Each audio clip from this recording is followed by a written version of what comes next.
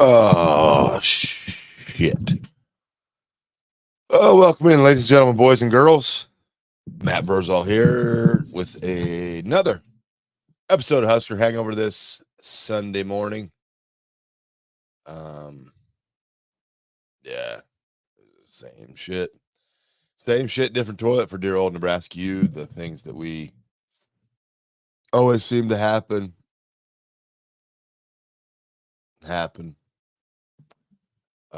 Tale of two halves for our beloved Nebraska Cornhuskers.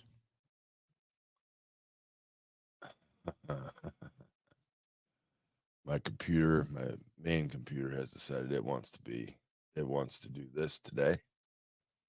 So we will try not to punch this hard. We will leave the technology alone, as it will someday undoubtedly take over our world and we will all be dead.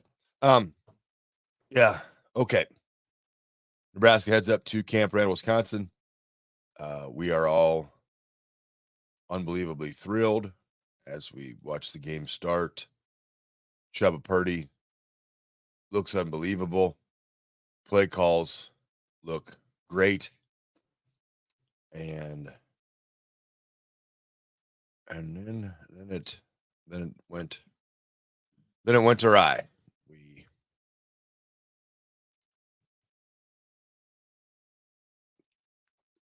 We just for a quarter, for a half, for part of the game, we just didn't.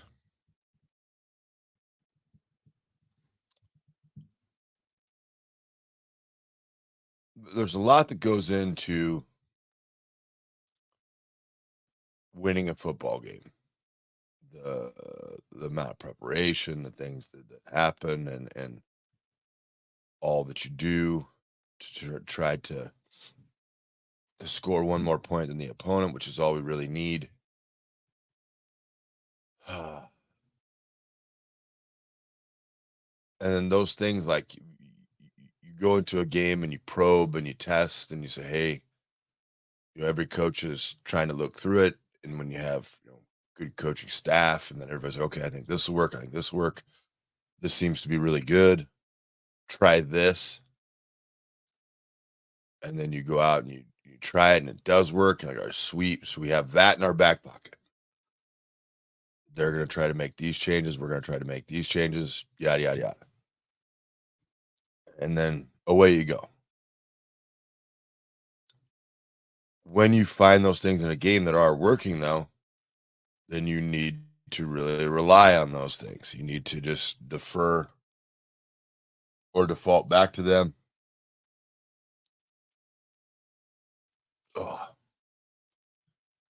And use them for the game.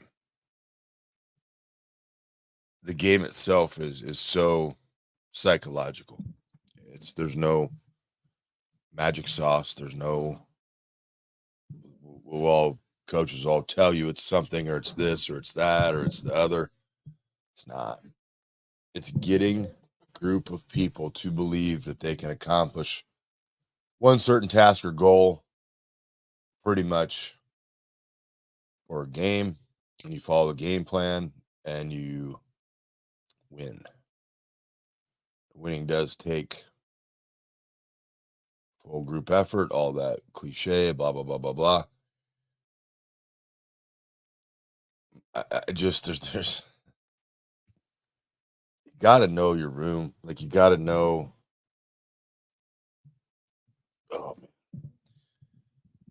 you got to know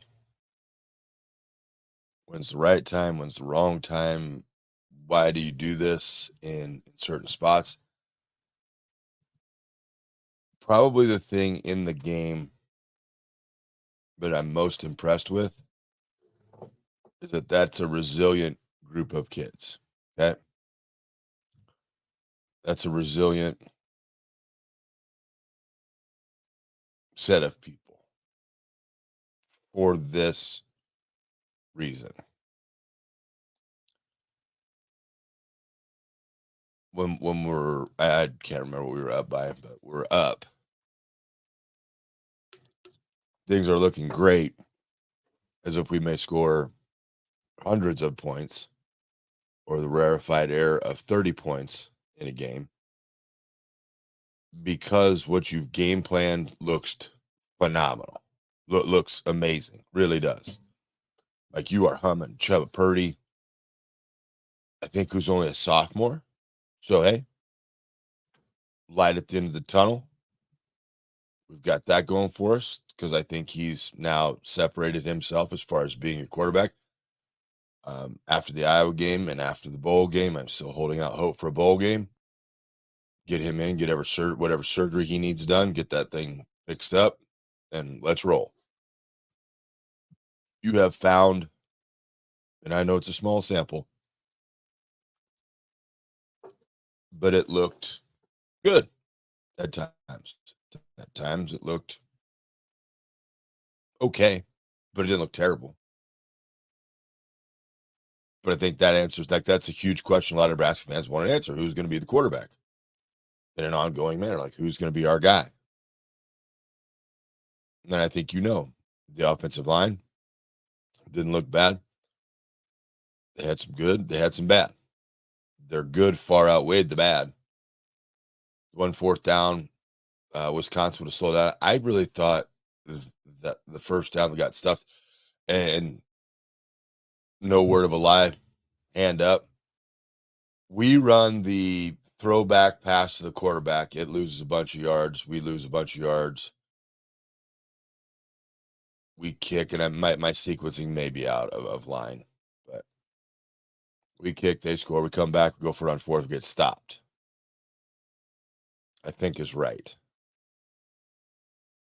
And I'm like, oh shit. That 4th down where they went for it, to me, would have been a great opportunity for play action pass. I'm not saying that you're even going to throw the pass. Then you just play action pass that thing, fake a dive up the middle, bootleg, and away you go. But hindsight is always 20/20.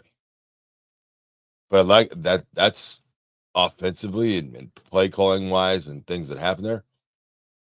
Easily the highlight of my night is that they sat their nuts on the table on a couple occasions and said, we're going for this. We are going to do this.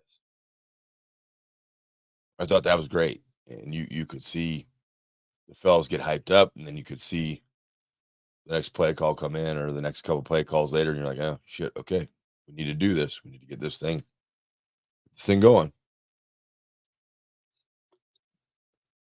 The overtime, the rest of it though, it just didn't fit. The frustration in it is real. Winning football games is hard, but this is 3 in a row that Nebraska. It should be a moot point to us by now that we are going bowling, and we now have it down to the last game of the year against the offensive explosion that is Iowa, now putting up 15 points in their game. Well, funny sidebar, we had practice Saturday morning, so we're practicing. We got a couple of boys that are Iowa fans. Told one of them, I said, this is going to be a history-making game. He's like, I know. We're going to win the West. I said, no, I disagree. So this game is going to end up 6-4. Nobody's going to have kicked a field goal or a touchdown. And I don't think that's happened in the history of football. So he did not think that was nearly as funny as I did. But when it was 2-0, I kept texting. I kept messaging in our little offensive line group setup. I was like, hey, I'm on pace. I'm sure he had a big sigh of relief when they actually scored a touchdown. You just can't miss opportunities. And Nebraska now for the 3rd week in a row has missed opportunity.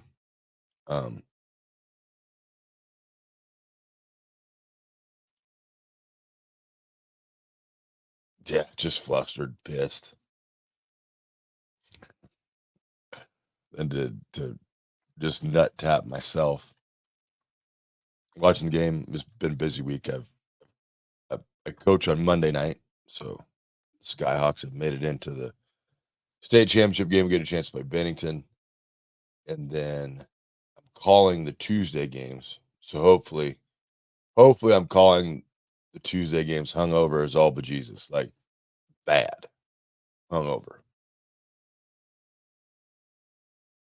But then I look at my schedule today here at Pisons, and we're a little light in the morning and the evening. So I will probably cut the show off about 9:30 today, just because I've got some things I've got to get done for the business.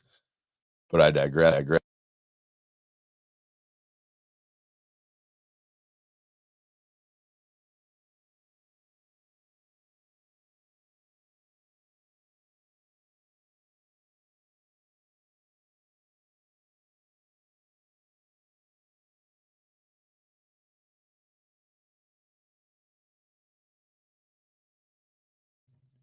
I think we should be good there. That should be all right. Okay. Yep. Let me know if that sound came back on, Badalic. Um, just gonna take comments, vent, have at it, get it all out, be as nasty as you want to be. That was a game Nebraska should have won. Let's not shit ourselves. You're 14-0 in the first quarter. You score 3 points the rest of the game. You go down toward the end of the game on the road. And that's just kind of the rule of thumb. If you're on the road, you go down and play for the win. Chuba is able to run it. The throwing locked up quite a bit. I think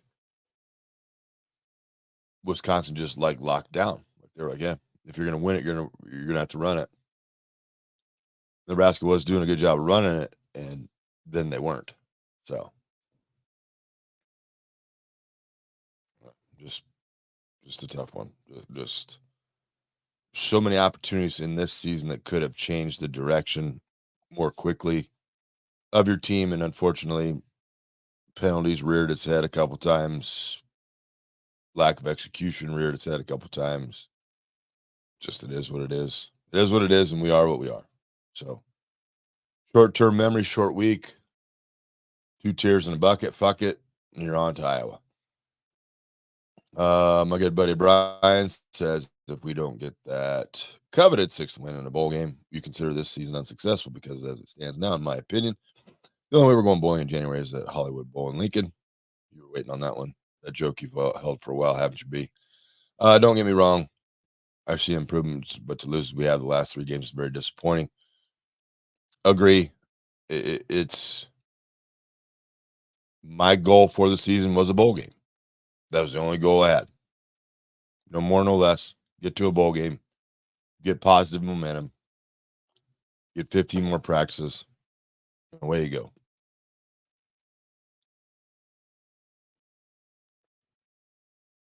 Michigan State, Maryland, Wisconsin. Should be academic by now. Should be in the bag. Shouldn't be something you have to worry about. You should be ecstatic, but you are not. John says we all loved Ed and his pictures of food last summer, but the special teams truly haven't improved since Frost has ignored them. A punter shouldn't be downing his own punt. That's fair. I think all cards on the table. Be defensive of this. She's a football guy, comes to eat at Pisons, so bias included. There's a bias here. If we want to blame that game on special teams, then we've lost our minds. We don't know what we're talking about. Overall, for the season, I've had no real issue with the special teams. Just didn't have a good night. Thankfully, the defense has had many great nights, so we never bitch about them and getting rid of their guys. But we've all vented on here about the offense. They've had multiple bad games. So yeah, I'm not in the Art Foley camp. WBD3 minus 15 turnover margin for the season.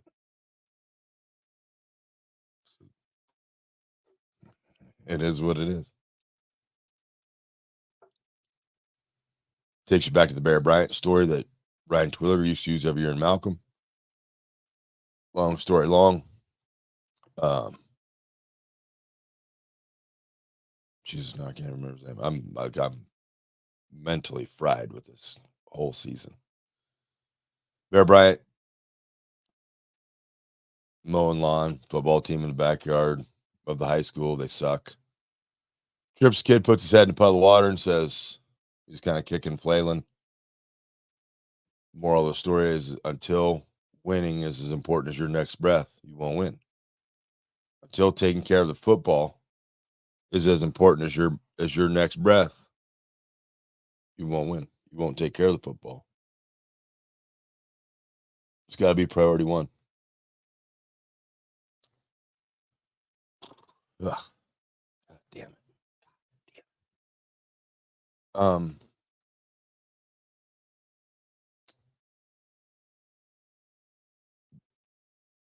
Maybe the toughest part why I'm probably so I don't think over it is the question, but just kind of about it. And I know they want to win, and I know, this, that, the other, and all that.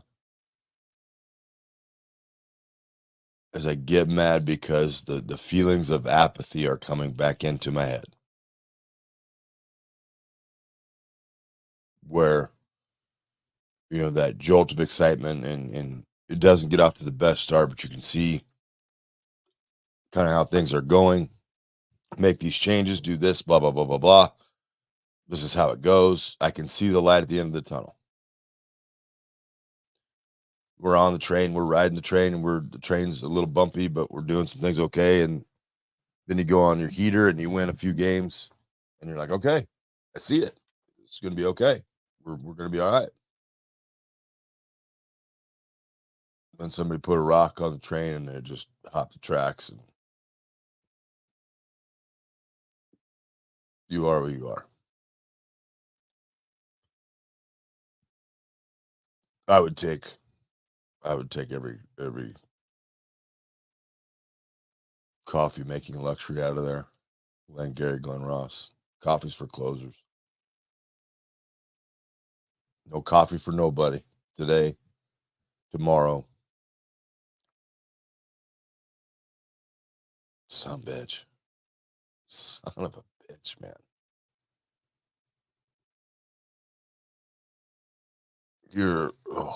I just that. The last drive of the game of regulation. Okay.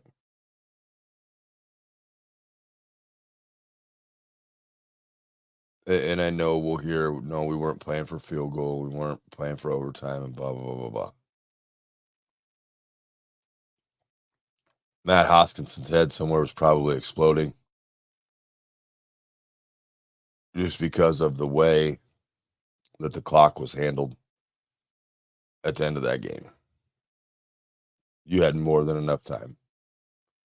You had more than enough timeouts to go down and score and end it. Exercise many a demon that has haunted Nebraska for a long time. And you didn't. I mean, you just straight up didn't. Not being mean, not being pissy, not being an old head.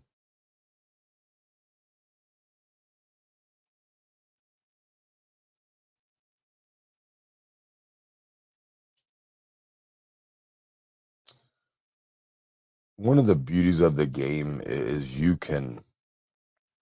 it's emotional. It's borderline like bipolar. Things are going great, things are going shitty. Shit, we're back to great again. Okay, that was not good. But you get the ball back, like your defense does its job. It gets you the ball back, and you have a chance to go down and close and go down and win. And you're, it's a fun spot to be in. I've been again in high school level. I've coached at this spot. shit ain't going the best. Like, but you have legit nothing to lose. You don't have a thing in the world to lose. Nothing.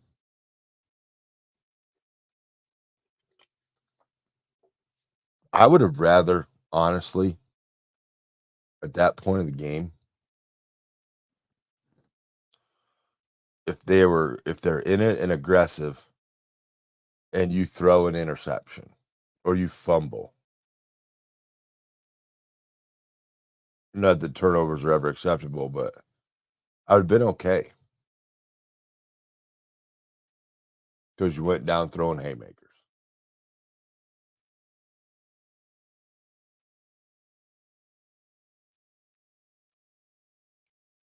You did what you thought was best. You know your team better than I do, than any of us do.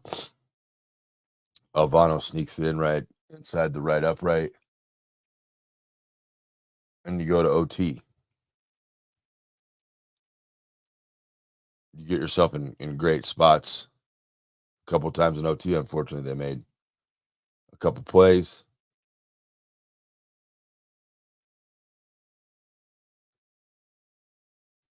Man, you had the chance. You started walking them, and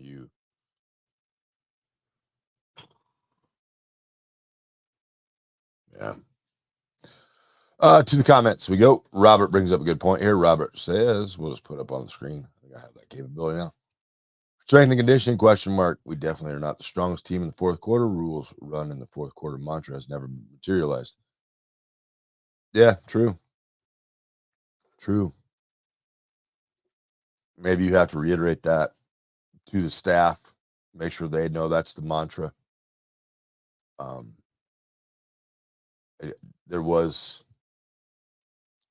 deficiency in strength and conditioning. I think Coach Campbell and his squad will. I think Nebraska physically will look much different next season. I think they will be in far. Not they're in bad shape. I think they'll be in far better functional shape. Meaning, we look the part, we played the part, we are this. Really, but I do. I believe that. So that's unfortunately that's going to be 9 months away, decade away, an eternity away for us fans of the game. But don't have a lot of concern with that.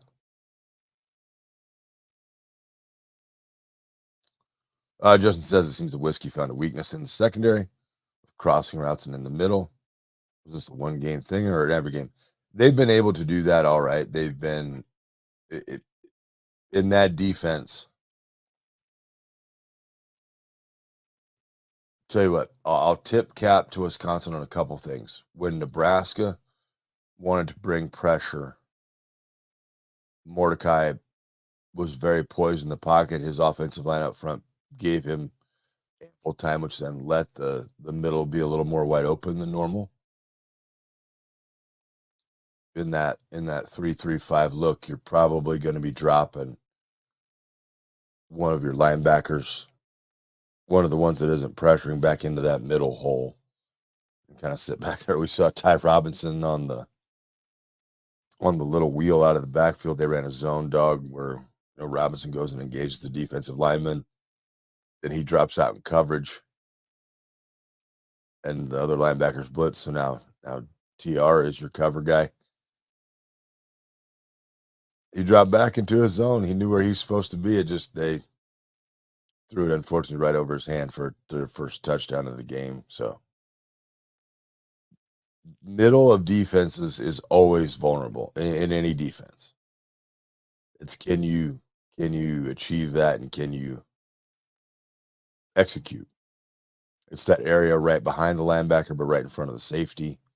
We take advantage of it quite a bit with a lot of teams we play, so that's always good to see. But yeah, I'm not overly concerned about that being a thing. I think it's just one of those deals that Wisconsin made some good play calls. They executed those play calls. So Thanks, Deck, though, for listening. Who knows where you're at? Traveling the world, big timer. Satterfield's big brain is going to keep losing games. Rule says he sits on his coaches. If that is true, then Rule's as much the fault as Satterfield. Yeah. There's a time and a place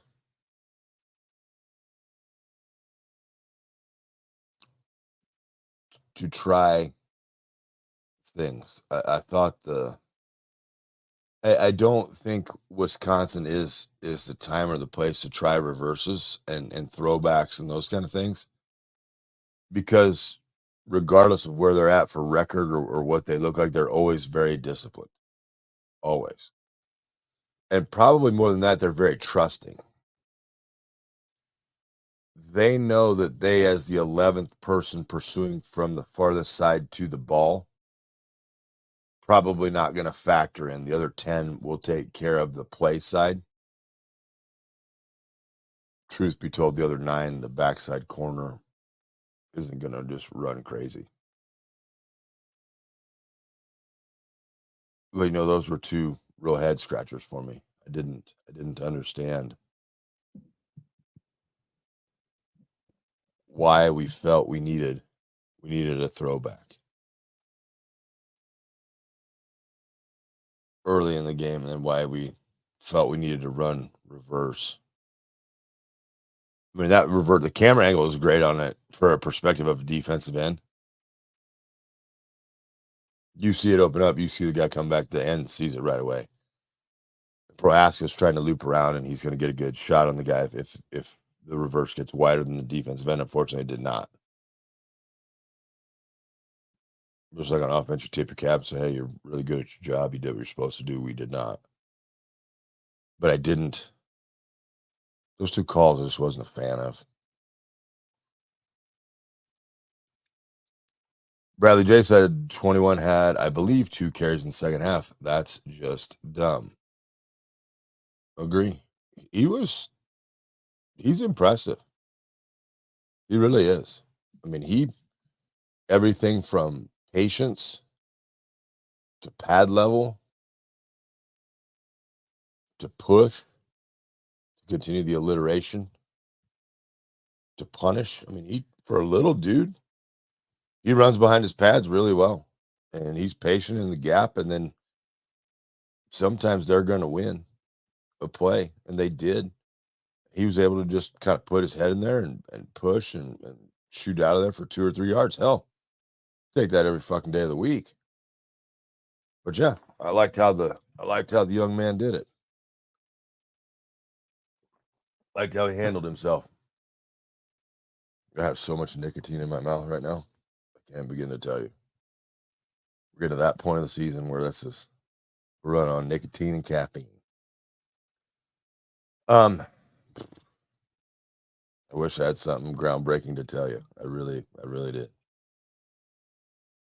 Watched the game again last night after we closed, and just opportunity after opportunity. I had told people that came in during the week, I was like, we are winning this game. We 100% are winning this game. Because after what Northwestern was able to do to Wisconsin, and then them uttering many phrases we have heard for many years in their press conferences, we got to sit back and evaluate and find out who's on board. These were kids saying that, that's their big thing. Hey, man, you're 10 games into it. If you don't know who's in or who's out, you're in deep shit. Credit to Fickle and his staff. They got punched in the face twice, had every opportunity to mail it in. They just ground it out. Mordecai wasn't flashy, but he was effective. Kind of kept him in there. He led the team.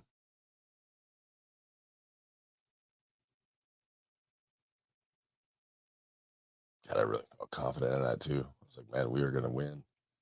It's going to be game 6. We're going to go to the bowl game. Everybody's going to go out of town and get hammered. It's going to be awesome. And now we're down to a Black Friday game against Iowa.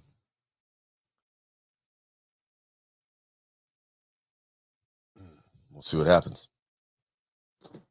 To the comments. Johnny says, Steve says their quarterback scramble killed us. Any remedy, spy. You can spy it. You can spy a quarterback.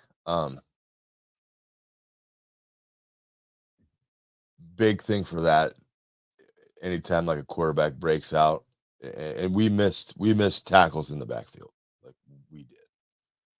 We had the opportunity for a couple of those scrambles to be losses. He made a move, got out of it, and no way to go.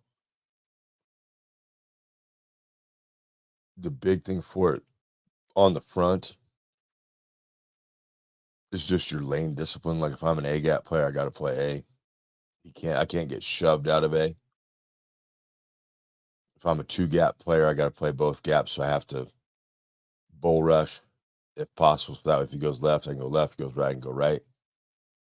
A spy is not a bad idea, but I don't. And it's probably something they practice. Like they're able to run that if they need to. But I just don't. I just don't know if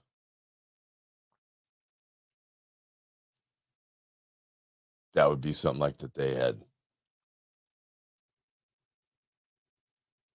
I don't know. It's a good question.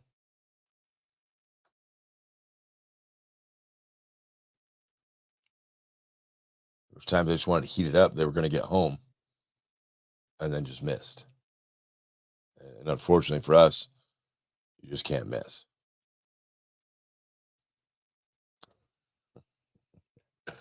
My buddy Deck from Blair says I will be back in town Thanksgiving. Is it appropriate to use Pison's ranch dressing in lieu of gravy on a turkey dinner? Yeah, amen.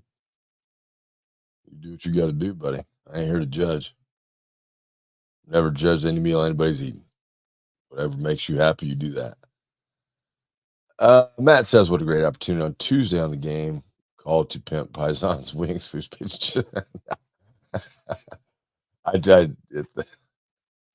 Actually, Putney got. He's like, dude, throw some ads in there. It's like, this isn't. This game is not about a fat old washed up has been never was pumping his pizza place. It's about the coaches and the players and the families that had the chance to play Memorial Stadium. So very fortunate, very excited. I think I'm gonna have some bangers too. I've got Norfolk Catholic versus Ord, so I've got a rematch. Both was kind of bummed out. I usually get to this is a bad statement. I hope nobody from Scott is listening. If we're not in it though, and I know my games, I'll go around the state and I'll go watch the teams practice, and you get to meet the coaches and shoot the breeze and all that fun stuff. And this year, now because we're in it on Monday, I didn't really feel that the boys or Coach Turman would appreciate me just being like, "Hey, Pete, see you, boys. I'm going to Ord. Gotta go talk to the fellas." So I did a bunch of that stuff on the phone, but it was good to catch up with some guys. Ord will always be a good one for me there in Fremont Bergen, because that was the first one that I got to call during COVID. So the reason I get the chance to call the games is because COVID happened and they needed people to go to different locations. So thank you for that. I've got Wahoo and Boone Central. So up in my parents' neck of the woods, that Albion area, and Wahoo. We'll get to see them. When I talked to Wahoo coach, it was kind of funny. He goes, "Don't take this the wrong way." And I was like, "Oh, shit. Okay, I'm going to take it the wrong way." He goes, "I really wasn't that happy you guys." Or he said, "I'm happy you won." He said, "But I really would have rather seen Waverly win." I said, "Okay, are you from Waverly?" He goes, "No." You're like their head coach. I coached him. And I was like, "Oh, okay, totally. Get it." And then I got IMG North versus Elkhorn South on for the late game. The West Side on a historic run have done a really nice job. It's people want to be pissed at them. I get it. Heavy is the head that wears the crown to do the things that their staff's able to do with the talent they have. It's impressive. And then to have Elk South battle back, um, lost the game early in the year pretty handily to Millard South, beat Millard South in the semis, and now get a chance to win. And it's a role in coaching that I absolutely love because you have nothing to lose. Say you go out and you get boat raced. Okay, well, that's what you guys all told us was going to happen. But if it's just crazy enough and your kids believe just enough, and you hang around and you hang around and you hang around and you give yourself an opportunity. Muhammad Ali started somewhere, man. He shook up the world, right? You never know what can happen in a football game. You just don't. I know that West Side will be unbelievably prepared. I know that Elkhorn South will be prepared. And you get extra days to go watch more film, and you might find something you're good at, and you think that you can take advantage if they ain't that good at stopping, or the other way around. So really excited to do it and get to see some old friends. My friends got really old somehow. I did not. They all have kids playing in these games, so we'll take some cheap shots at the fellas while we're on the broadcast. Um, Robert says bowling practices upperclassmen on Wisconsin and the rest of our opponents that regularly go bowling have 45 to 60 more practices than our upperclassmen. That's huge. Yeah, that's a great way to look at that, Robert. It is. You're missing out on things that make you better. If you don't think practice and all that stuff makes you better, you're wrong. If it's even if it's an opportunity for you to get your younger guys into the game and see if they can play, I would like to see a little bit more of that, but we haven't seen very much of it. So it is what it is. I'm not the coach of University of Nebraska yet, but that's a deal. A lot of practice. It's a lot of learning. Probably the most valuable thing in practice is you can go and you can make a mistake in practice, and then you just log that mistake in the memory bank and say, hey, let's not do that again. It didn't work out for me. Johnny going back to clarify says, I'm not blaming it on special teams, just pointing out that that's the one group that has improved in year one. That is the only pointing out that only one group. Oh, okay. One group has improved in year one. The offense is a disaster.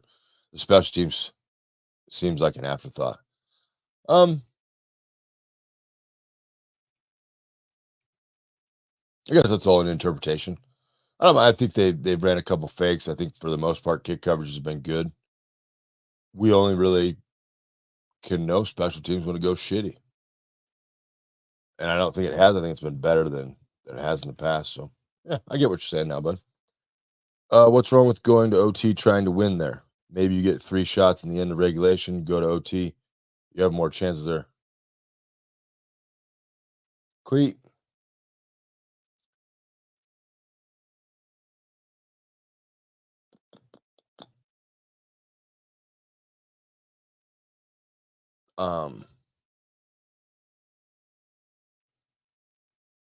I'd say the easiest way for me to put it is it's just a chance for you to change. It's just a chance for you to rewire the brains of your team. Football is a mean game played by mean people. Nobody wants to believe that. It is what it is. But there's also something in your brain,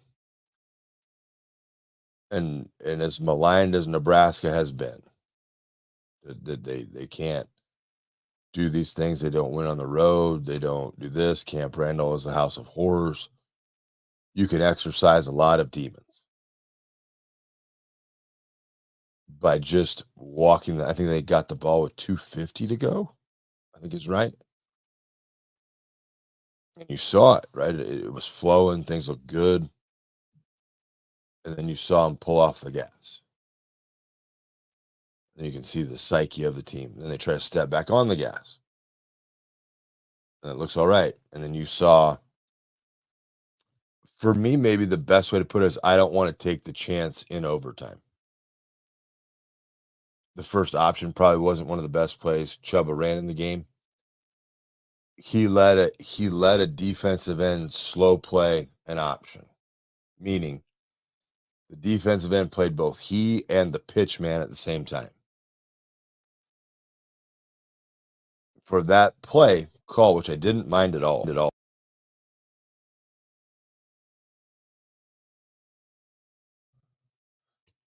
Fucking goddamn technology. He's got to go attack that defensive end and make him make a choice. Do you want to try to smoke me as the quarterback? Or do you want to go try to be a hero and tackle the running back? Because basically you've got him in a spot where now you've got two guys doing two jobs and they have to be in lockstep. Your breakdown of offensive defense or defense of an option. One player on your defense just goes and smacks the quarterback and gets the ball out of his hands. Now you've dictated where the ball goes. That's why I would never try to go to overtime, because I feel if I have some momentum and I'm going positively, then I have the chance to get in the end zone and end it.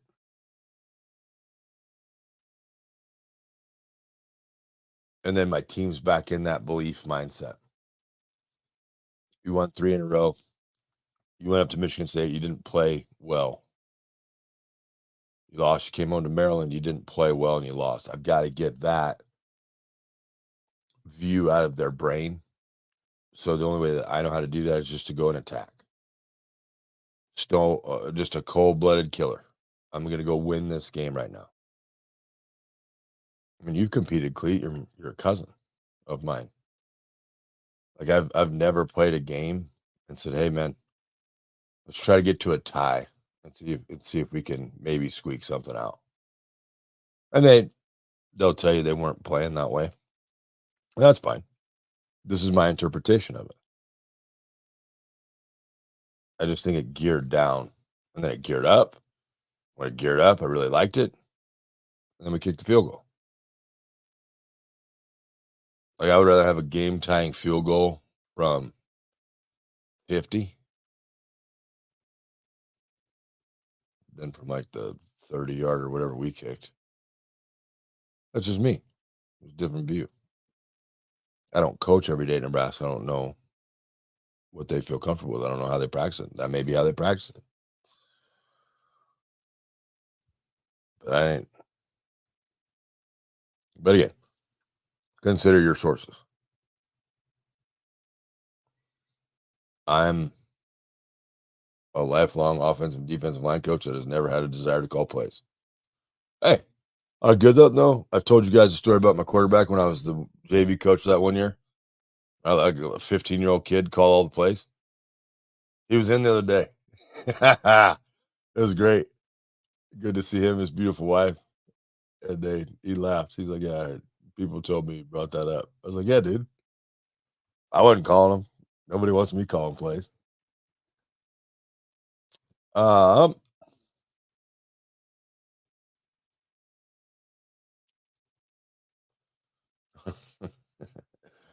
but Doc says clock management was awful at the end of both halves. Yeah, that wasn't. Got to work on something there. That's you know, Haas takes great pride in his ability to manage the clock. He's a big fan of that. He played somebody in in Jake the Snake, his youngest son's championship game, and little Weasley shit Haas will figure stuff out. That penalty late in the game, and Haas asked the official. He said, "Well, that goes back. I got 25 seconds before I got to run the play. Right, clock starts when he's off the field." And the ref was like, "Well, actually, for an injury, you got 40 seconds." So this dude, he just said it, and I think he told me he didn't break the huddle till like 15 seconds. So they just stood in the huddle. It's smart. And then he said, he got a shit-eating grin, and he said the fans and the other team were pissed at him, yelling at him. Like, I didn't care. I was about to win. It's like, I'm going to win.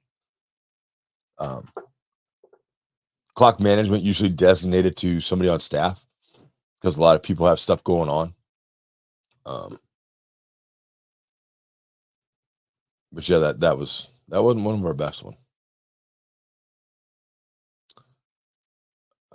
Someone started a rumor that Rule interviewed for the Texas A&M job. Okay, I've heard that too. People were asking me about it. If he wants to go, he wants to go.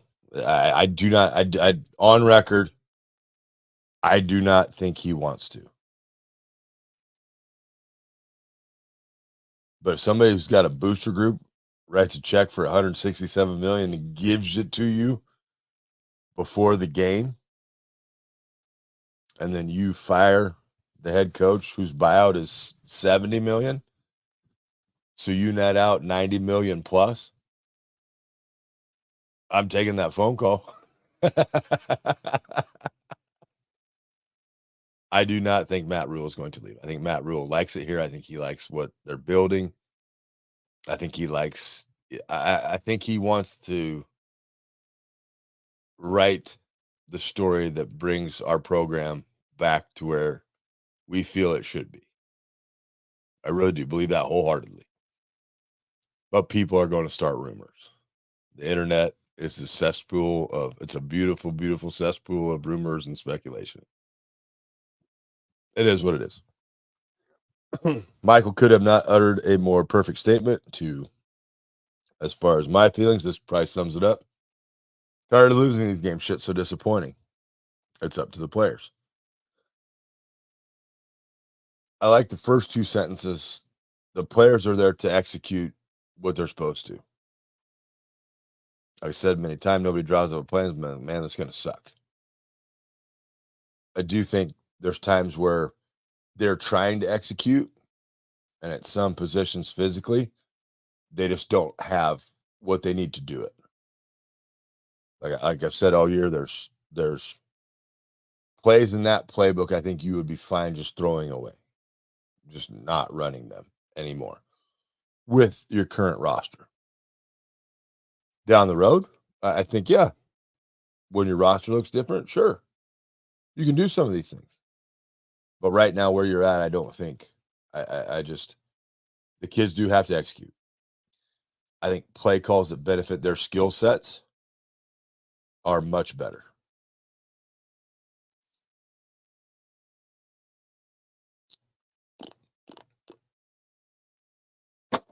Oh, we're gonna have that kind of Sunday. Okay.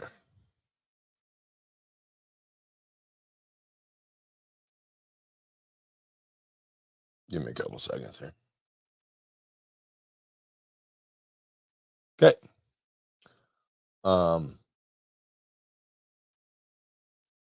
it's something that I don't think it's intentional by OCs. I just don't think they don't get it.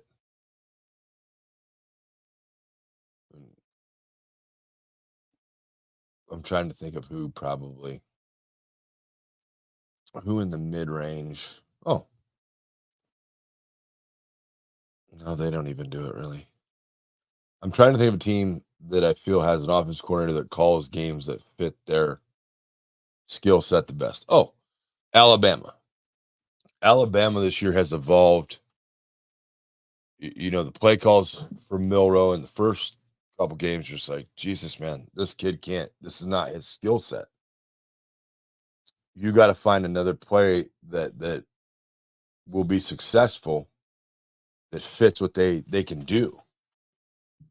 You need to really find that. And now, if you watch how Bama goes at it, that kid's going to run it, and then he's going to run play action, and his confidence has gone through the roof in the play calls. Like that's a hell of an adjustment. They're at a hell of a higher level than we are. but they do it. They adjust to what their kids can do. It is what it is. Johnny says Rule has talked about firing people. Hasn't worked out at Nebraska. He has said we watched him kick a field goal last week to win. So that wasn't what he did yesterday. Just win the damn game. I agree. It's the thing with society now. Everything's recorded. Everything's documented. It used to be like, oh, you took that out of context. It's like, nope. You said it right there. I don't know some people that I really respect their football opinions. They're not in the fire anybody camp. Um,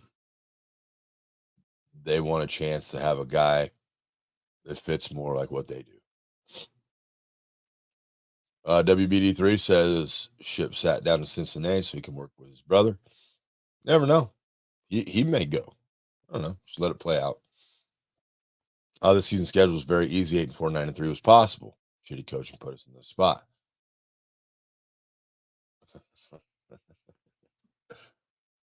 I don't. A combination of everything puts you in this spot. You can't. Another good thing about football is everybody's got to be on the same page. And I think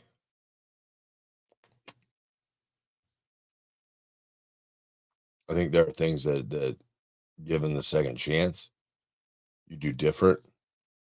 For me, as I look at it, it's like, what have you learned from the situation? Let's not recreate the same situation. Let's not do it again and again and again.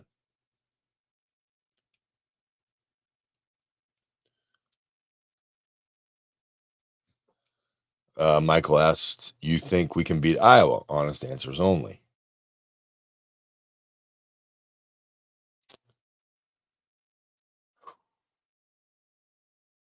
I do.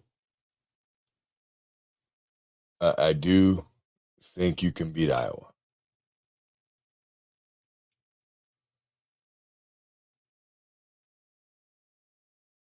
The reason I think it is because I do genuinely think that Nebraska's underclassmen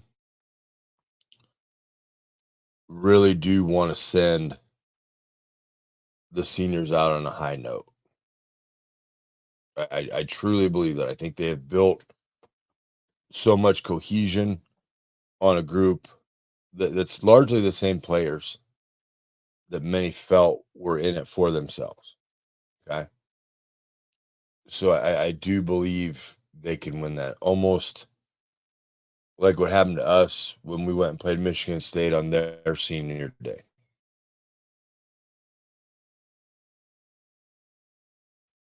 Like my dumb brain, we were going up to East Lansing. I was like, man, we are winning this game. We're gonna have 6, and this is gonna be fucking awesome. And then the first couple series happened. I was like, holy shit, they're in it today. God damn it, they're feeling it. I do. Just Friday, blow the roof off that joint. If it falls, it falls. They're changing the south end zone anyway. You help them with demo. Don't throw stuff on the field, of course. Would just be loud as hell. Try to shake them old bones to the ground. Iowa isn't a world beater. My kid at practice was like, we're about to be West champs. I was like, okay, congratulations. You're king of the dipshits. It's a hell of a title. Yeah, you got nothing to lose. Don't have any tension to play with. There's no pressure. Walter, don't use my score. I used that score with the kid. Thanks to Coach X. Says good luck tomorrow night. Appreciate you, buddy.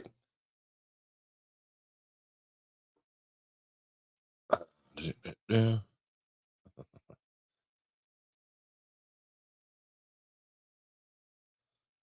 Man, there's a lot of people commenting here about Rule interviewing for A&M. I don't know the gentleman's name. I believe he's down there and coaches their defensive line. One of the best recruiters in the country. He is a Temple guy. Rule coached him at Temple. And so he's probably got it in. I don't think he interviewed for the job. I don't. Okay. But if we're gonna go into this, say in an imperfect world, okay, that Rule does go down and he is interviewing for the A&M job and he gets it. Okay. He gets the job. Your next candidate for your job is very easy. He's on your staff. He coaches the one group that's shown the most improvement on your team that don't lie to yourself. You're most baffled at. T. White. Perfect. And this is if I have a less than 1% chance of Matt Rule going down and coaching A&M. None. Don't think it's going to happen. I'm saying there's a chance. There's a minuscule, minor, less than 1% chance. But that ain't happening. Jim Philip, he says the only problem I have with the sequence at the end of the game, end of the fourth quarter, is the 7-second delay calling the timeout. Thank you. If it had been called immediately after that play was dead, we could have had 7 more seconds and another play. That's it. 100% in with that. Clock management at that time to wait to call that timeout was what? That made no sense. Did not make much sense to me. Larry says the play calling and time management at the end of the game made me lose my shit. I just don't believe Satterfield has a real time feel for the game. Drove me fucking nuts. So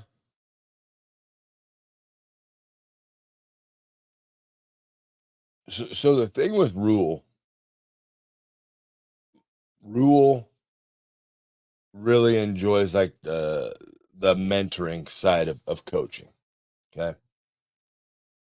Because there's been in the circles that I run in, I've talked to people and they're like, oh, you could go get Paul Christ, and if Satterfield would go somewhere else, because and my buddy that I talked to did not think that Sat will get removed from his job. He didn't. So if it does, if he goes somewhere else, you go get Paul Christ. And he said, but the only caveat to that is Rule would rather have a younger coordinator that he can mentor. So no, I get it. I would really rather, not having to learn on the fly. Nebraska. Because in my brain, I'm like, okay, if you take a younger guy and you mentor him, he's learning on the fly, and then your offense turns around and becomes very good, then he's going to become a commodity. And then you're going to be back finding another young one again down the road. I get it. Help a guy out. You've had you know the path. You've had a great run. Somebody help you up. Totally understand it. Understand the logic. Understand the thinking. Understand the mindset from 10 years ago. But it's so fast moving now, right? And probably even faster than the NFL. But if you get a hot coordinator, that person is up for jobs.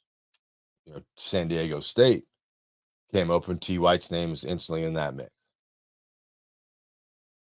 UCLA is open. He's in, like, that's the one I'm more fearful of,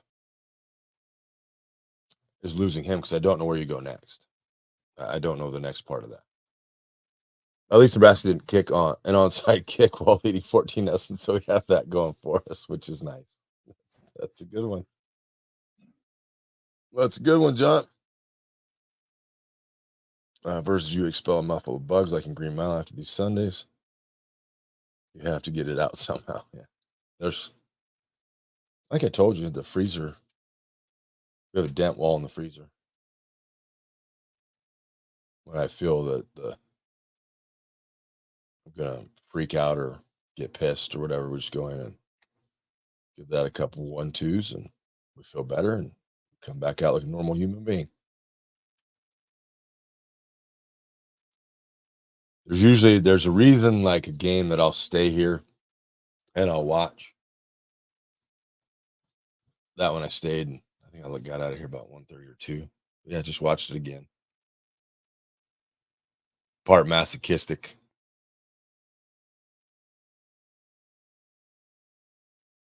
Yeah.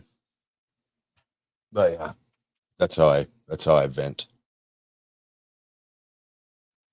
Walter says at least we didn't have to lose to New Mexico by 21 at home to Auburn and then give them 1.85 million. Jerry Kill's a very good head coach. Yeah, he is. He is.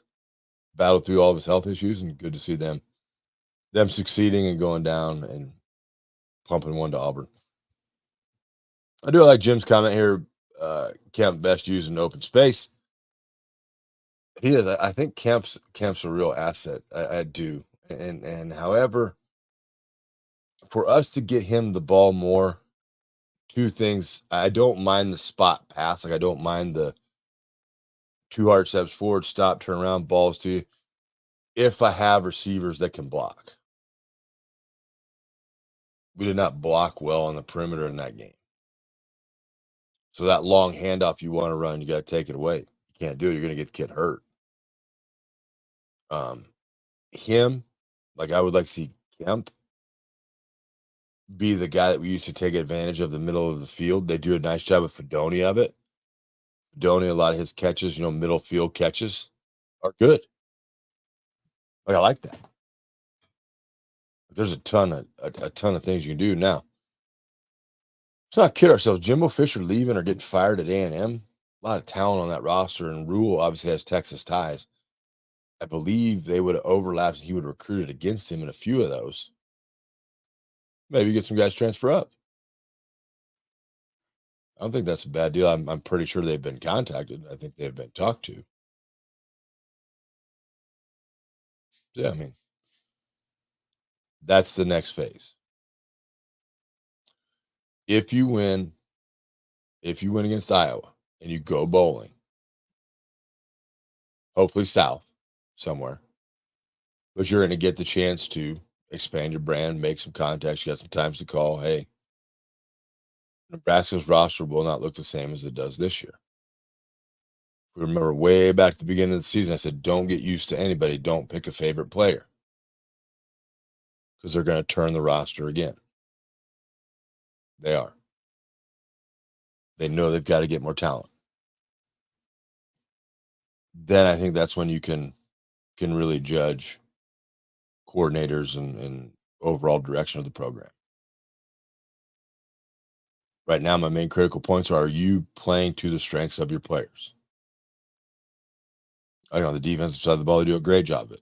On the offensive side of the ball, it needs a lot of work. Special team side, I got no issue with it. They haven't won us any game. I don't feel as they lost us any game. It is what it is.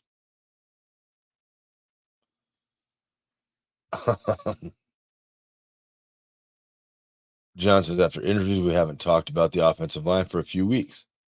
Seems like the right players are out on the field to begin with, or we're not out on the field to begin with.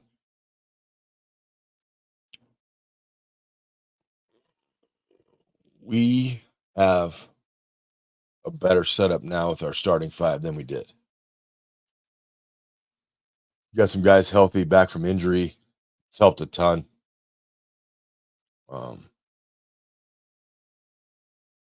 Maybe that's how they view you getting your shot. Now, my guy Evans Jenkins didn't have the best go at it on the 4th down. They got stopped, but neither did the right guard.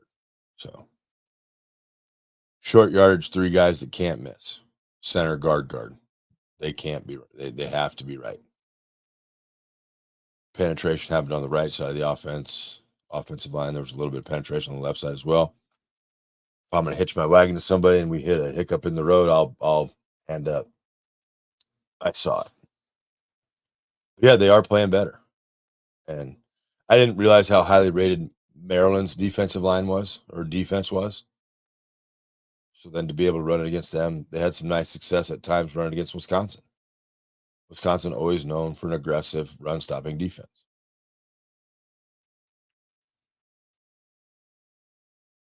I do think they're better. The one buddy of mine, I can't remember the stat he gave me. It was mind blowing. But it might have been something along the lines like yard per carry. The Nebraska was pretty high in that or some shit. I don't know. He said something about not paying attention. I obviously wasn't. My buddy, my former quarterback from high school, Chad Detloff, had a couple good points. Oklahoma State adjusted, giving the ball to Ollie Gordon. Based the whole offense around him. Yeah, I think Johnson is a guy. The way he ran in that game, you could do some stuff. You can base a lot of offense around it. Our best bet to complete passes is play action pass. For you to run play action pass, you have to have your offensive line continue to improve and be dominant at the point of attack, where every play seems to be going forward. Good with that. He also chimes in. We also know the Iowa quarterback's not going to run the ball. He's a big boy. He is a big boy. He is. I got Brian says maybe Iowa plays conservative to avoid any injuries before the Big Ten championship. Nope. Ain't happening. They want the nail. They want the hammer. They want to put the coffin in the ground. Iowa would rejoice, and we would all have to listen to a lot of shit if Nebraska doesn't win this game and goes to 5-7. I mean, that's just,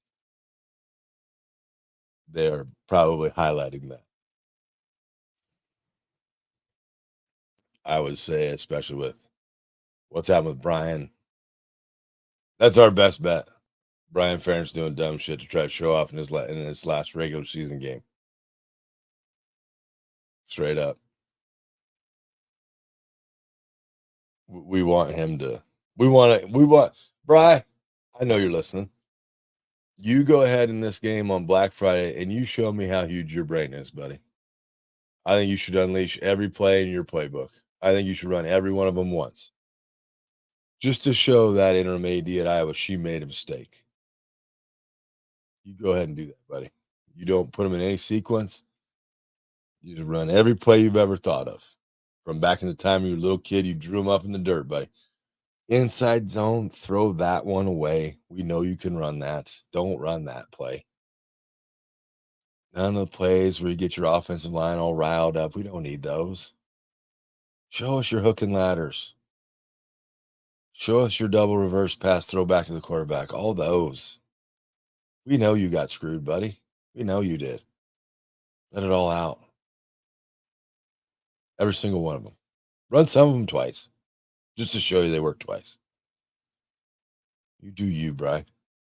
You do you, buddy.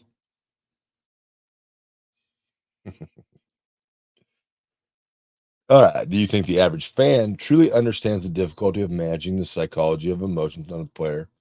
Weird question, I know. No. And it's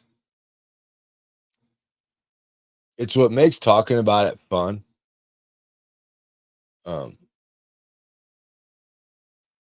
Because that area of it is when you are good at that as a coaching staff,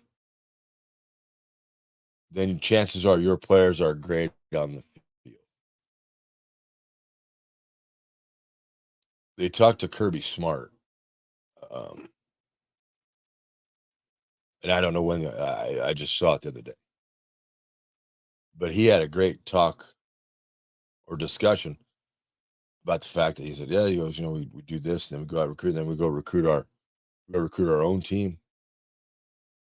And I was like, man, like interviewer person, please get him to expand on that one. And they did a great job. So yeah, he said, we go in and our kids that may not be starting on the first or second team, he goes, we bring them in, going through the whole recruiting pitch again. because they want to eliminate doubt that psychologically the kid isn't there, that the kid doesn't want to be there. And in the Southern charm style, he goes, now you'll sit down, you'll know the ones that are gone. You know quick. He said, but you also know the ones that are on the fence, and you also know the ones that see the vision. I thought that was a great discussion of it. I've said many times, with TO, it was psychological warfare every day. And people hear that term like, oh, they're trying to be mean to these guys, and no. He knew physically his strength staff would have us in amazing shape. Okay. The thing with amazing shape is if you aren't physically or mentally tough with it, it doesn't matter. You can look like Tarzan and play like Jane. That muscle that's 6 inches from your left ear to your right ear, that's the one. That's the one that makes you legendary. But that's the one that all the coaches that take the most pride in their guys going on and being successful in life. That's the one that matters. Term will always term was. I mean, now there are scars there, like there are scars involved. Maybe it was on here last week where we talked about it, where you would be in the meeting room, TO would still shot when you broke the huddle, and it was straight to the quarterback. Now, Matt, what do you see here? The quarterback, okay, coach, I got, this guy's here. It's a too high look, and they're going to play this coverage. I got butt to sideline, so I probably got zone over here. I got butt to boundary or butt to the field, so I got man coverage over here. And then TO be like, well, so what do you think? So then they'd give their audible, and when they're right, you feel like you're in it. You're like, come on, buddy, get him. And you get it right. You're like, yeah. And then TO would set him up. And the defense that was on the field, the play call that was in was the right play call. Okay, so there's nothing that needs to be changed. And TO would push it. Now, what do you think? So the player was like, well, he's obviously asking me because he knows I have to change the play, or I know I have to change the play because he's asking me. So they're going through their quarterback brain. They're coming up with something they want to run, and TO goes, well, no, you just run the play it's called. That's the right defense. That's the right setup. Everything's right. It's like, oh man, he got you. He got you, buddy. But that's an example of just psychologically, you had to be at your top end all the time. If you wonder if it translates, I do it in here. A pizza will come out of the oven. It is absolutely done perfectly. Mario and Luigi could not have done it better themselves. And I know they were plumbers.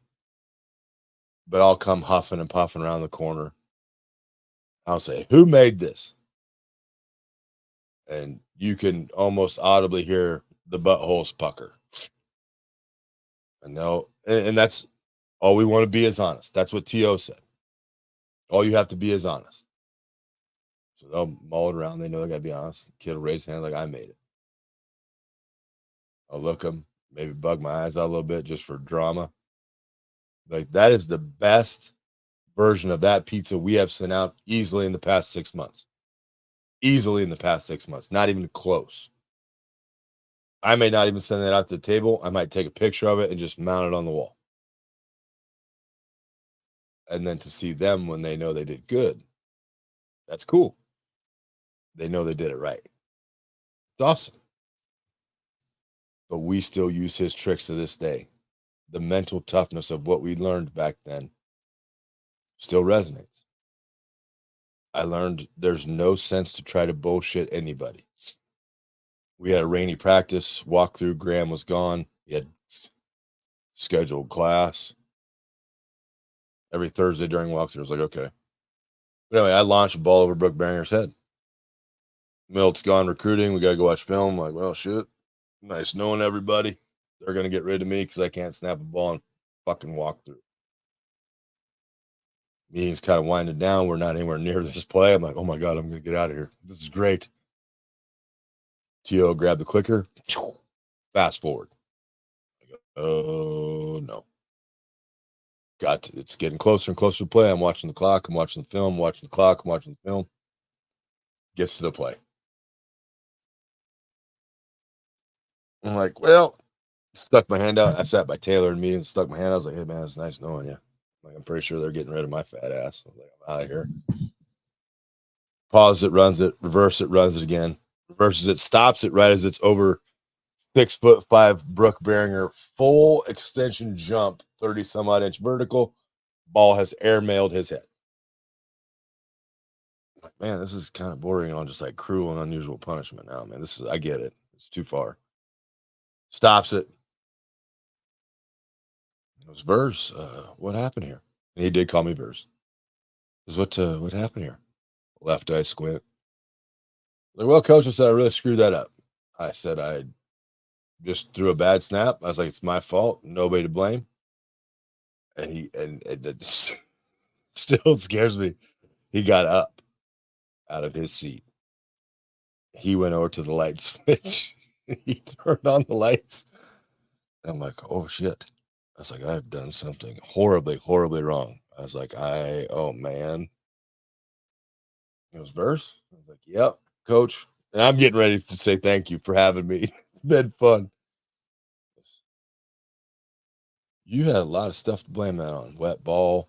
We changed the count, or we changed the play. Da da da da da. Blah blah blah blah blah. He said, why would you say that? I said, well, coach, the ball's in my hand. Like, I'm the guy that has to deliver it to the 6'5" freak athlete back here. And I didn't say it that way. I was like, I somehow did not accomplish that. So there's no one to blame but me. Oh, he did say, he goes, they stem the defense, so they're moving right in front of you. You could have said this and this and this. And I was like, nope. Yes, that's one of the best answers I've ever heard. Like, let's go to practice. I was like, oh shit. It's like, dodged the bullet there, boys. I was like, I'm still on the team. But that's when I learned just to be brutally honest. It's so much better. You don't have to remember the lie. Lady last night screwed up her pizza. Said, here's your money back. No. You don't have to do that. You don't. It's just, that's the honest mistake. I said, yeah, it is. I said, but we screwed it up. I said, you called us. You trusted us to get this right. We couldn't accomplish that. Why would I make you pay for that? And these are the ones that I catch and I know of. Here, sorry about that. She's just super nice lady. She's like, here, just give it to the staff. I was like, well, that 20 came out of my wallet. So if you give me that back, I'm taking that back to my wallet. And so then she took the 20 and she walked to the door, and I have freakishly good hearing. She opens the door. In my mind, about 2.5 seconds, the door will close. So the door doesn't close. So I look over and she's my poor little counter girl. The lady is like, has her hand out, handing her the $20 bill. And the little guy at the counter's like, no, lady, no. And I looked over and winked at her, and then she took it. So yeah, but it was good. But I'm not gonna go lie to her. Like, oh no, this is what you ordered. No, you're wrong. Yeah, we fucked that up. Here you go. Have a good one. But that mental toughness carries with all of us still to this day. All of us, 70s guys, 80s guys, 90s guys, we're all the same. You do not want to get in a mental battle with any of those dudes. You don't. You just physically don't. Sorry, you mentally don't. Some of us have gotten much fatter. Some of us have gotten much skinnier. The physical part of all of what we had, some is gone, some have stayed. But the mental part, you don't want that. Shit, we don't want it from each other. But there's a long answer to that. I apologize, Matt, but this is something that I feel a lot of teams miss on at all levels.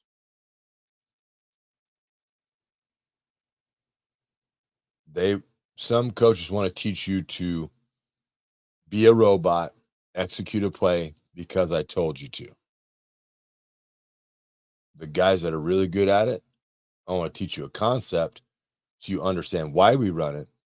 And then I want you to go out and mentally know that whatever they do, nothing can affect it. And when you do it great, it works. When you don't do it great, it does not work. That honestly was some of the kids that I coach now, both off season and on season. It's breaking down. Tell me what to do. Coach, tell me what to do here. Okay. Number one, eliminate that phrase from your life. Never go to someone and say, tell me what to do. Because I now think you can't think on your own.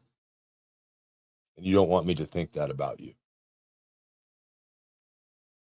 Okay, how should I phrase that then? Coach, here's the situation. We called this. They lined up in this. How do I accomplish our goal? Okay, you tell me. What are we running? We're running our zone system. Okay, great. What's your rule in zone? My rule is this. Okay. Where did he line up again? He lined up here. Then what's your rule when he lines up there? I do this. Okay, great. Coach, he lined up a little bit wider this time. Okay, great. What's your rule? What's kind of in that gray area of the rule? Great. Then who should you be talking to right now? Should probably be talking to the tackle. Yep. You two know the end destination of the two guys we have to get blocked. What do I care about how you get there? He goes, you don't. I'm like, then let's fix it. Let's go. That's my only goal now, is to make any players that I work with mentally tough. Tell them, you can survive me. Any boss you have in your life is cake. Because I'm hard on you. Because this is your expectation of you. This is my expectation of you. And somewhere in the middle, one of us is going to, or we're both going to be right. But that's what I will forever be indebted to Tom Osborne and the University of Nebraska for, is mental toughness. And now I bitch and piss and moan and throw pity parties because I'm kind of soft now because I'm old. For the most part, pretty mentally tough. That will get you a long way. That's why one of my favorite phrases is just dumb enough to be dangerous. But this will be the biggest test for Nebraska mentally. Can I go out and play a game on senior day and just be mentally tough? Can I be mentally tough if Iowa does good early in the game? Great. Can I have resolve and be mentally tough and come back and win? If we get off to a great start, can I be mentally tough enough to say, you know what?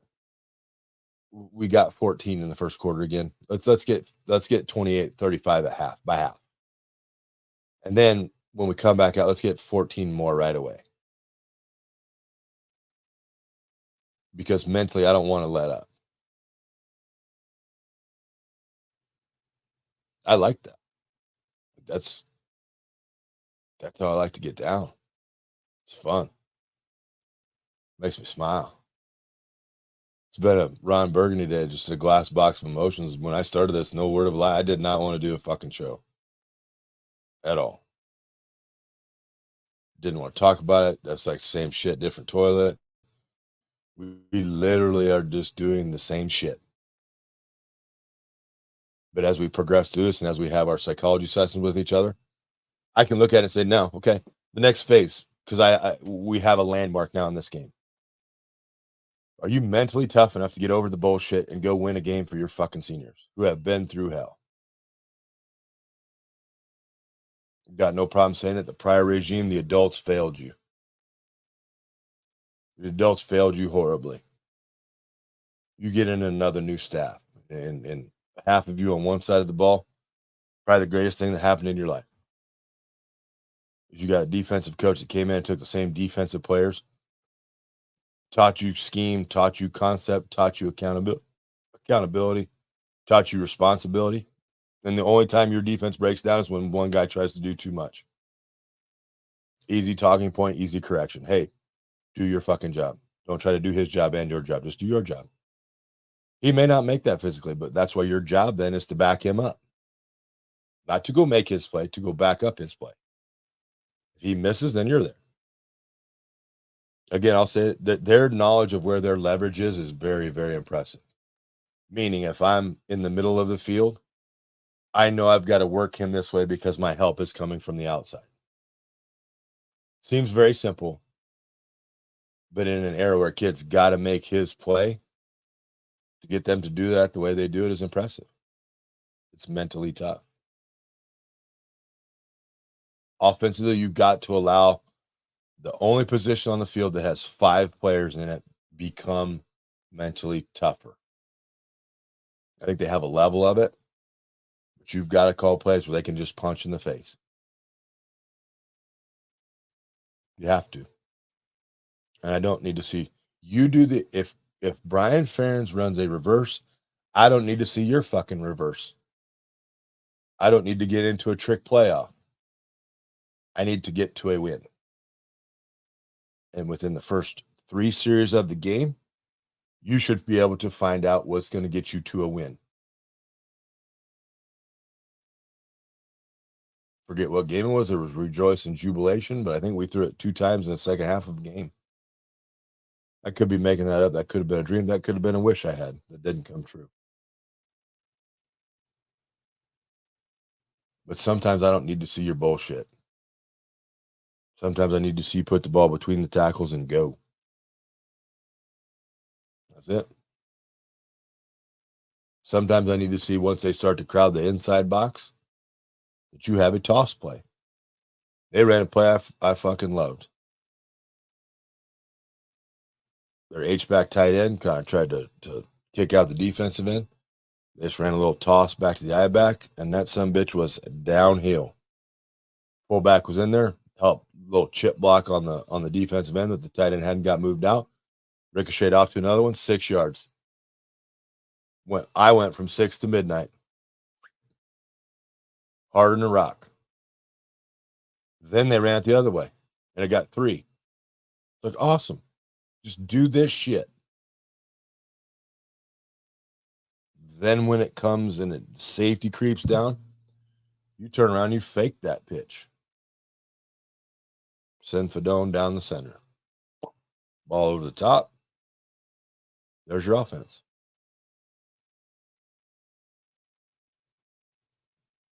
I ain't looking for over the top 70-yard passes. I'm not.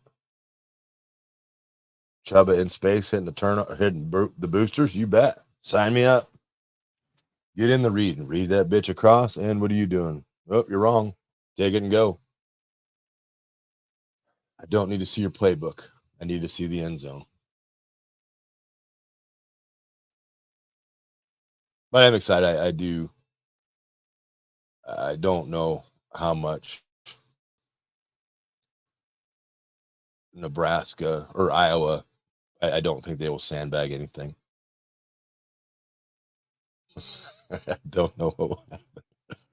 Johnny, I sent out the text. Johnny says, "Where are Jay?" It's Reggie, not Ricky. Reggie. I don't know.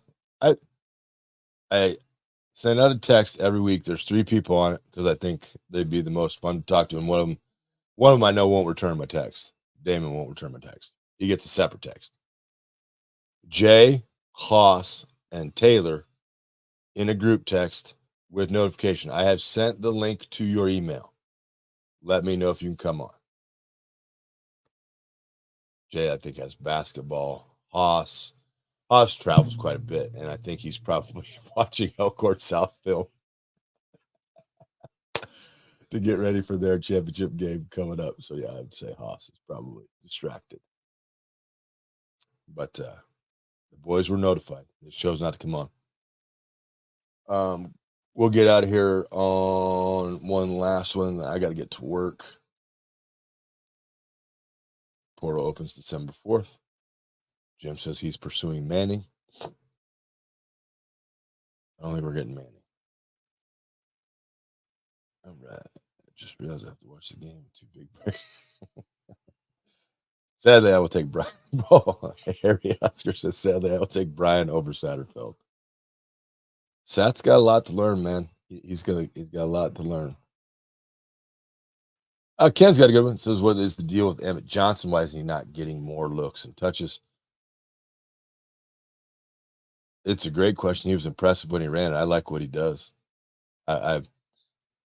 if we're looking ahead, okay, a couple pieces on the offensive line that are either in your program right now and develop and grow. That running back, Chubb at quarterback, huge need at wide receiver to just get either some straight line burst or have your guys in program another year in the program, learn, mature, become a little more football savvy. I can see positivity in the offense. It's just we've all waited too long. We all just want to win. We don't want to be average. We don't want to be embarrassed. We don't want to snatch defeat from the jaws of victory, which we've done for the past 3 weeks. You can see the pieces are there. I doubt you're ever going to get clarity on like the rotation system or the rotation setup. But easy rule. Hot hand gets the ball. Here's your series. Here's your series. Here's your series. Go make the best of it. Because whoever comes out of that, having done everything best, pass protecting, running, and catching the football, you're staying in the game.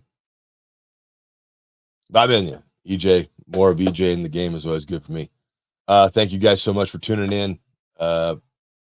Thanks for walking me through that. Making me happy to get my day started. So it was going to be bad there for a little while. Not going to lie to you. I wasn't feeling it. But you guys got me through it. So I appreciate you. We will be on Sunday again next week. I won't go early. I won't go early on Saturday.